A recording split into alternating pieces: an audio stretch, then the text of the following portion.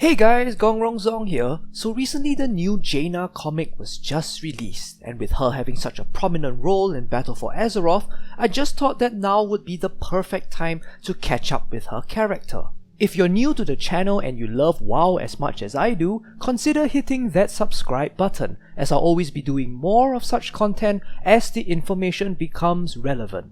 The main assumption on everyone's minds right now is that she's going crazy. She's remembered things in a really warped way, thinking that her friends are manipulating her. She snapped and she now wants to destroy the Horde. However, I feel that whatever she is experiencing is still very much in line with her character, and that this is not just a product of bad Blizzard writing in order to shoehorn an antagonistic alliance reason to start the war in Battle for Azeroth.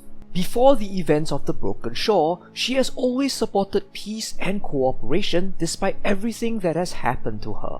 Rather than actually wanting to destroy the Horde, it seems to me that she now just wants to be proactive rather than reactive. She no longer wants to be a victim through Horde actions. Nevertheless, despite all that's happened, she still does not believe that the Horde are evil. It is only following the numerous betrayals upon betrayals that she has experienced that she has started to become jaded and emotionally unstable, doubting the very core values that she stands for.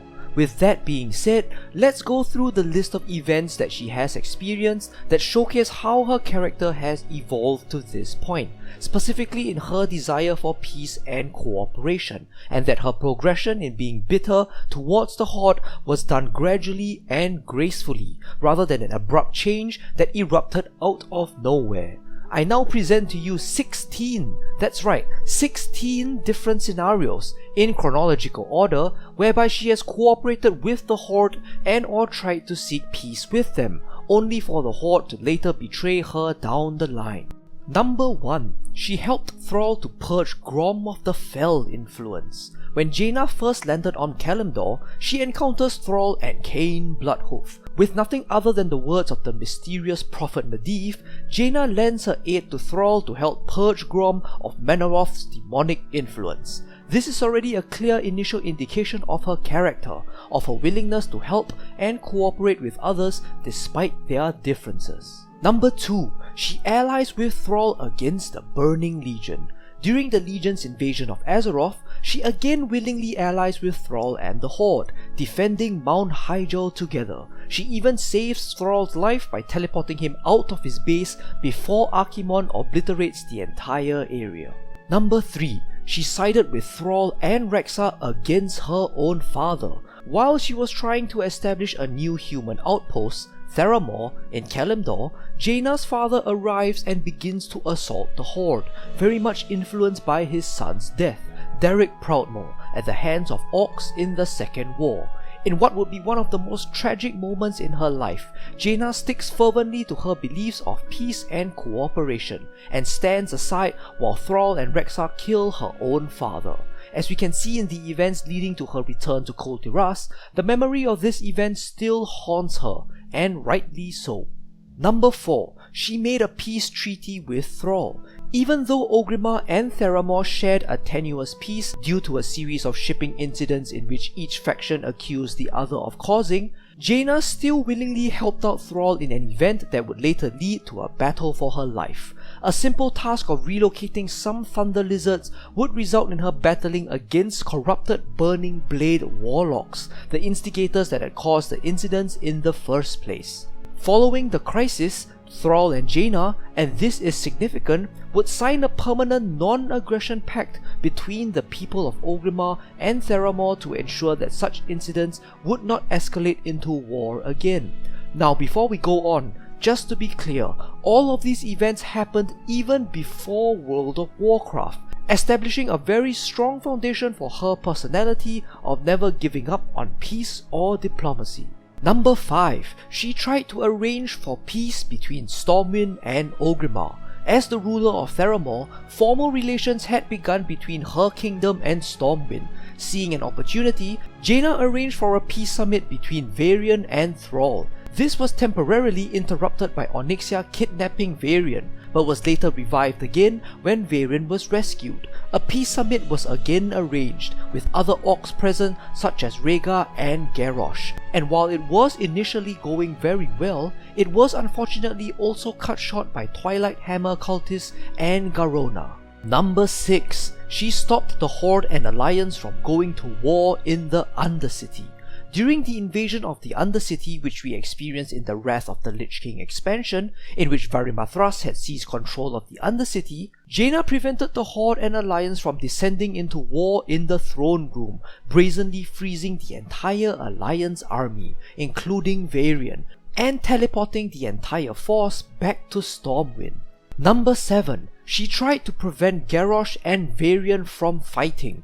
During a meeting in DALARAN concerning the discovery of Ulduar and Yogg-Saron, upon receiving news of the war chief's arrival, Jaina preemptively tries to stop Thrall and Garrosh from meeting Varian, knowing that it would only result in conflict.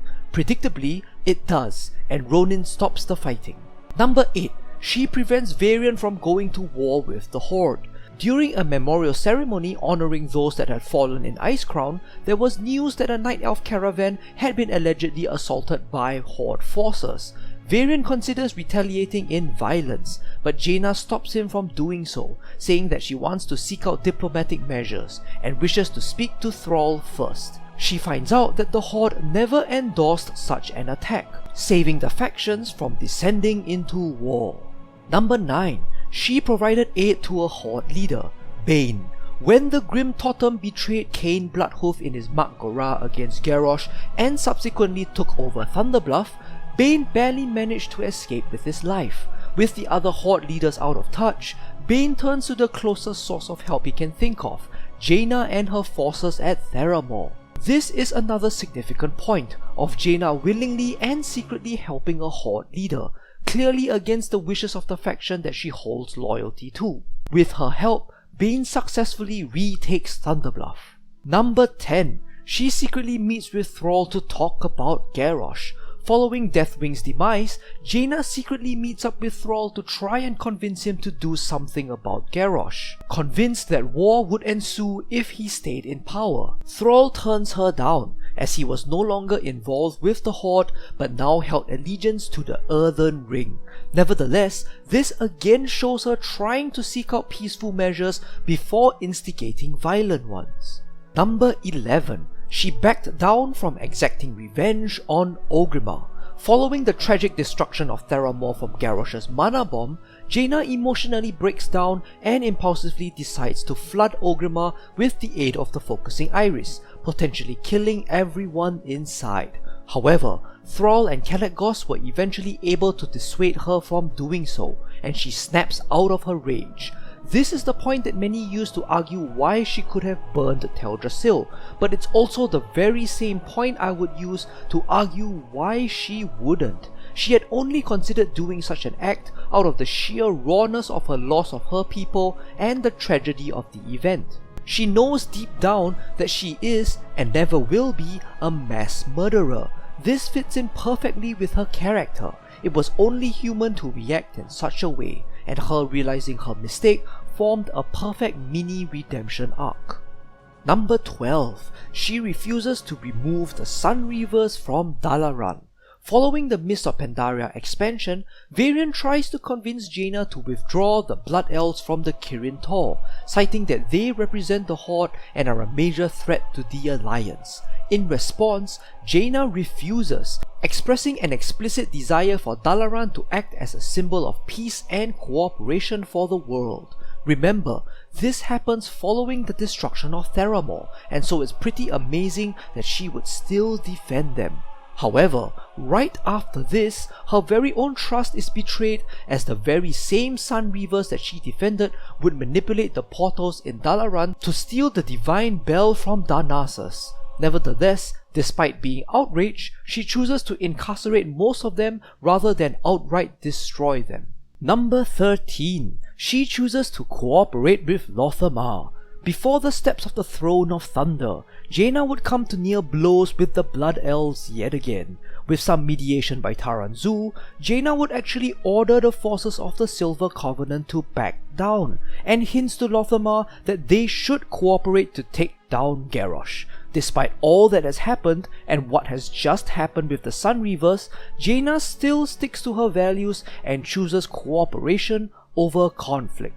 Number 14. She wants to dismantle the Horde following Garrosh's fall. Following the events of the Siege of Orgrimmar, Jaina is clearly shown to be the antagonistic one, with Varian now being the one who votes for restraint. This is one of the clear stages whereby people claim that Jaina is now evil and crazy and wants to destroy everyone. However, again I would argue the exact opposite. Clearly, the Horde don't seem to be capable of choosing leaders properly. Just a few years ago, she witnessed Thrall appointing Garrosh as the new war chief, only to have her people completely killed off. She is again witnessing Thrall refusing the mantle and now appointing it upon another Horde leader. If I were her, I would have reacted in the same way. She is not crazy or fueled by rage, just bitter. More importantly, she never said that she wanted to destroy the people of the Horde. She only wants to make sure that they are kept in check, so that such an event never occurs again. Even after everything, Jaina is still holding on to her values of moderation. Number 15. She defended her aid for Baine in front of everyone. During the trial of Garrosh in the War Crimes novel, it was revealed, much to the outrage of the Alliance, that she had previously helped Baine to retake Thunderbluff. Despite Varian being furious, she stands fast and asserts that what she did was still right. By all accounts, this is not an easy thing to do. How many times have we lied to our own friends just to get their approval? Now imagine that scenario magnified tenfold, with actual consequences such as being branded as a traitor. And yet, Jaina still consistently stuck true to her character. Number 16. She explicitly states that the Horde is not evil. During the same trial, when under intense questioning from Tyrande, Jaina states clear as day that she does not believe the Horde to be evil. Much to Tyrande's disappointment, she says that the Horde is not Garrosh, and that he is the problem, not the Horde as a whole. She then also reunites her friendship with Thrall and forgives him for appointing Garrosh as war chief. These 16 different scenarios, all the way since Warcraft 3, are nothing short of excellent writing and character development. Of course, it may not seem like it due to me heavily summarizing the events, but through her actual dialogues in the game and the novels, nowhere is it ever demonstrated that she is just a one-dimensional simplistic character, but instead is one that goes through great struggle and great cost in order to remain true to herself. These events would all culminate in the Broken Shore scenario following the death of Varian. It is here that we see the first signs of Jaina cracking, in how she loses it when informed that the Horde allegedly betrayed the Alliance by pulling back their forces. No longer is she going to be the naive child that believed everything was going to be alright. No longer is she going to believe that peace is the only ideal worth fighting for. Whenever she tries to find a way to make peace, it just seems to backfire. She has had enough, and can we really blame her? She has lost her father to her ideals. She has lost her people to her ideals. She has lost her heritage and homeland to her ideals. She has lost her family to her ideals, and none of her beliefs came true. There never was lasting peace with the Horde. Bending over backwards achieved little. And now, there is potentially an even worse threat than Garrosh at the helm, Sylvanas Windrunner. I believe that Jaina has every right to seek out her roots and team up again with the Alliance. The members of the Alliance have shown nothing but support and encouragement for her. It is the Horde that has wronged her, in more ways than one, and she is no longer afraid to act with force in order to ensure that her people can be at peace. And that's a wrap. A whole string of tumultuous events in Jaina's life, culminating in her direct involvement in battle for Azeroth. And not to mention, we haven't even gotten to Arthas yet, another key pillar of trauma in her life. But that's another tale for another day. Thanks for watching, and I'll see you in Azeroth.